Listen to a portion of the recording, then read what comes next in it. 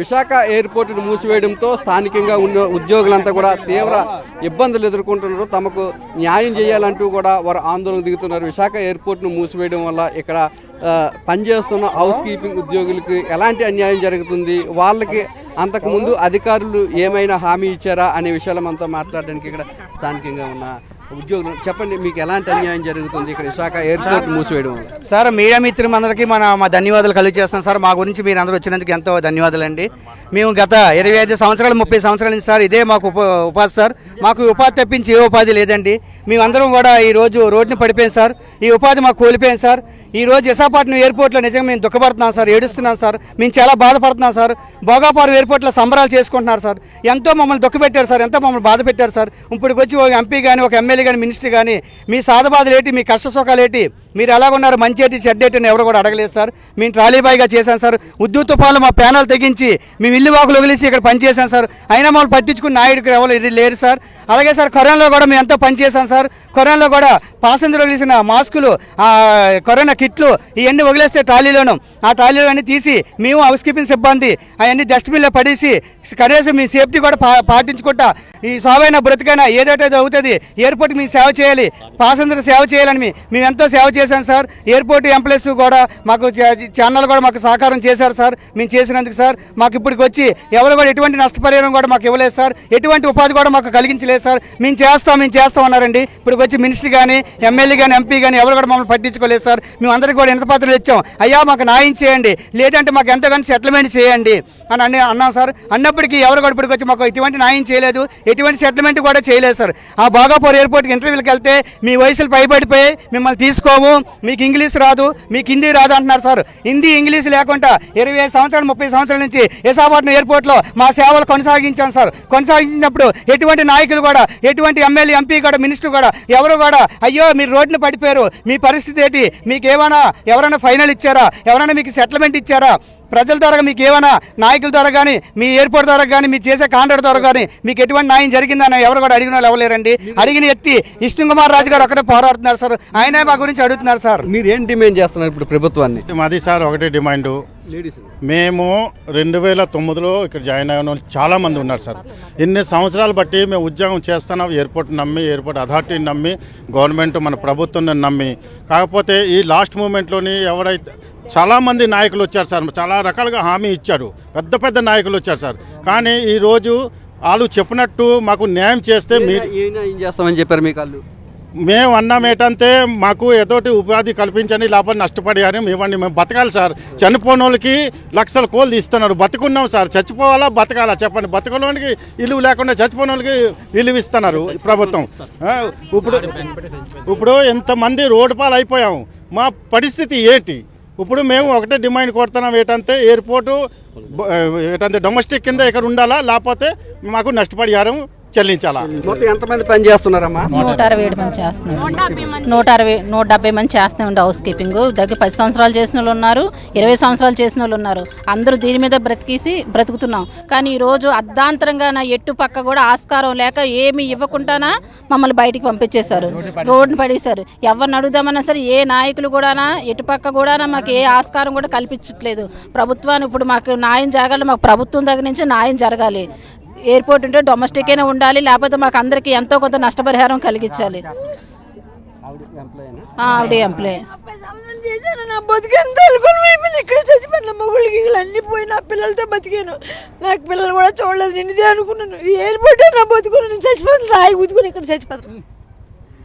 ఇప్పుడు ఏం కావాలమ్మా మీకు? నాకు నా బతుకు నాకు పని ఇప్పుడు లేదు.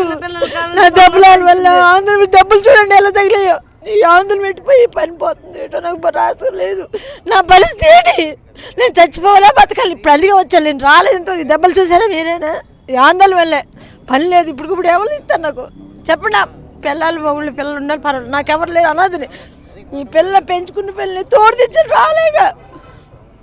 నాకు న్యాయం చేస్తారా? నేను చచ్చిపోయి ఊరేసుకోవాలా, ఇక్కడ మరొక చిట్లు పోవాలా? మీరే తేల్చండి. ఇంకంతే లాస్ట్, ఇదే లాస్ట్. ఇంకెంతకని నేను చెప్పలేను. మీకు విశాఖ ఎయిర్పోర్ట్ మూసిన తర్వాత భోగాపురం ఎయిర్పోర్ట్లో ఉద్యోగాలు ఇస్తామని చెప్పి హామీ ఇచ్చారని చెప్పి ఒక ప్రశ్న, అది ఎంతవరకు వస్తాం? మీరు ఇంటర్వ్యూలోకి వెళ్ళారా? వెళ్తే మీకు ఏం చెప్తున్నారు? అది అన్నీ ఫ్రాడ్ సార్. అది వాళ్ళు ఏంటంటే తప్పించుకోవడానికి ఇది అన్నీ చేశారు. తర్వాత మీకు ఉపాధి కల్పిస్తామమ్మా తప్పకుండా అని కూడా వాళ్ళు మాట ఇచ్చారు, కానీ ఇప్పుడు పట్టించుకోవట్లేదు ఏంటి. ఇంకా వాళ్ళు మాకు ఎన్ని రోజులు ఈ నెలంతా చేసాము కూడా సెటిల్మెంట్ చేయలేదు. తర్వాత బోనస్ కూడా ఇస్తారని చెప్పారు, సెటిల్మెంట్ ఏం లేదు. అన్ని ఫ్రాడ్, అన్నీ వాళ్ళు చెప్పిన మాట ప్రకారమే ఏంటంటే ఎంత అయిపోతే అయిపోతాయని చెప్పి ఎయిర్పోర్ట్ ఉన్న వరకు అంతా చేస్తే ధర్నాలు చేస్తారని వాళ్ళ భయంతోనే ఏదో ఒకటి మాకు మాయ మాటలు చెప్పి ఇలా కంట్రోల్ చేసి ఉంచారు. ఏం డిమాండ్ చేస్తున్నారు ప్రభుత్వాన్ని మీరు? సార్, ప్రభుత్వం నుంచి మేము డిమాండ్ అనేది వాళ్ళు దయ అయితే మాకు ఏదైనా చెయ్యాలనేసి మేము ఈరోజు నిరాశన చేస్తున్నాము. మాకు వీలైతే డొమెస్టిక్ ఫ్లైట్లు ఇక్కడ నడుపుతూ మాకు అందరికీ ఉద్యోగాలు ఈ పనులు పాటలు ఉంటే మా పిల్లలతో మేము బ్రతకగల ధైర్యం అనేది మాకు ఉంటుంది. లేదు అనుకో మాకు కుటుంబానికి నష్టపరిహారం చొప్పుని మాకు అందరికీ ఇస్తే దాన్ని బట్టి అయినా మేము ఏ జీవనోపాధం చేసుకుంటాము. కాబట్టి దయించి మాకు ఎటువంటి న్యాయం లేక ఈరోజు రోడ్డు మీద అనకూడదు, ఎవరైనా పెడితే మాకు ముద్ద తినే కడుపు నింపుకునే బతుకులండి మా అందరూ. నిజంగా చెప్తున్నాము, ఈరోజు ఈ పని ఉన్నది పిల్లలు పోషించుకుంటున్నాము. ప్రతిదానికి ఎవరిని చేయి చాపకుండా మేము బతుకుతున్నాం అంటే కేవలం మా తల్లి లాంటి ఎయిర్పోర్ట్ వల్ల ఇన్ని సంవత్సరాలు మేము ఇక్కడ బ్రతుకుతున్నామంటే తల్లి లాంటి మా విశాఖపట్నం ఎయిర్పోర్ట్ వల్లే. అలాంటి విశాఖపట్నం ఎయిర్పోర్ట్ని భోగాపురం తరలించి అక్కడ భోగాపురం ఎయిర్పోర్ట్లోకి పిలిచి ఇంటర్వ్యూలు పిలిచి 40 సంవత్సరాల మీకు అవ్వదు అని సార్, అక్కడికి పిలిచి 40 దాటితే అవ్వదని సార్. అలాంటిది రాను పోను 18 నుంచి 30 సంవత్సరాలు రూపాయి సార్. ఇక్కడ చాలా మంది బతికారు సార్, పిల్ల పాపలతో ఇక్కడ బతికారు సార్. మొగుడు చనిపోయే వాళ్ళు ఇక్కడికి పని చేశారు సార్. పక్షపాతం చేసి ఆయన పక్షపాతం అయిన ఇక్కడ జాబ్ చేస్తూ బతుకుతాం సార్. ఆఖరికి మొన్న ఒక ఆవిడ చనిపోయింది సార్. ఇప్పుడు అకస్మాత్తుగా చనిపోయింది సార్. ఇప్పుడు మాకు రోడ్డు మీద పడిచారు సార్. ఎంతమంది ఉన్నారు వాళ్ళ కన్నీళ్ళు తెలియదు సార్. వాళ్ళకి ఏది లేదు, ఎవరు సార్ దిక్కు? ప్రభుత్వం ఒకటే కోరుకుంటున్నా సార్, ఏడు సార్ మా జీవితాలతో ఆడుకోకండి సార్ దయచేసి. అయ్యా, ఆడబిడ్డలందరూ మీ కాళ్ళ మీద పడ్డారు కదా అయ్యా, దారి చూపించండి అయ్యా, దయ చూపించండి అయ్యా, వాళ్ళపై కనికారం చూపించండి అయ్యా. అయ్యా వాళ్ళపై కనికారం చూపించండి అయ్యా. ఇంతమంది రోడ్డు మీద పాలు చేసినారు కదయ్యా, మేము ఎవరికైనా అన్యాయం చేశామయ్యా. మా బతుకులు రోడ్డు వీధుల పాలు చేశారయ్యా.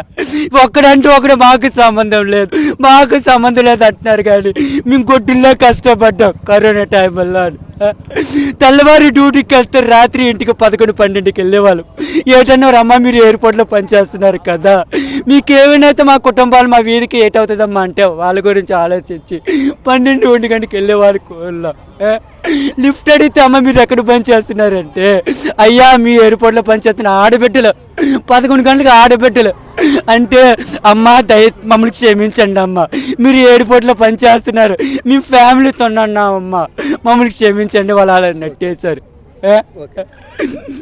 తామంతా 25-30 సంవత్సరాల నుండి విశాఖ ఎయిర్పోర్ట్ని నమ్ముకొని ఇక్కడ పనులు చేస్తున్నామని, ఉన్నపలంగా విశాఖ ఎయిర్పోర్టును మూసిస్తే తమ జీవితాలన్నీ ఏమైపోతాయని, విశాఖ ఎయిర్పోర్ట్ను మూసివేయడం వల్ల తామంతా కూడా రోడ్డున పడ్డామని, ఇప్పటికైనా ప్రభుత్వం స్పందించి తమకు నష్టపరిహారాన్ని అందించాలని, లేదంటే విశాఖ ఎయిర్పోర్టు డొమెస్టిక్ ఎయిర్పోర్ట్గా కొనసాగించాలని చెప్పి ఇక్కడున్న హౌస్ కీపింగ్ సిబ్బంది అంతా కూడా డిమాండ్ చేస్తున్నారు. కరోనా వంటి విపత్కర పరిస్థితుల్లో కూడా ప్రాణాలకు తెగించి తాము ఇక్కడ విధులు నిర్వహించామని, తమను అన్ని విధాలుగా ఆదుకుంటామని చెప్పి మాటలు చెప్పిన ఎమ్మెల్యేలు కానీ మంత్రులు కానీ ఎవరు కూడా తమకు కష్టం వస్తే ఇక్కడ ఎవరు కూడా తమను పట్టించుకోలేదని చెప్పి ఇక్కడున్న హౌస్ కీపింగ్ సిబ్బంది అంతా కూడా ఒక ఆవేదన వ్యక్తం చేస్తున్నారు. కెమెరామెన్ శంకర్తో నాయుడు, విశాఖ ఎయిర్పోర్ట్ నుంచి.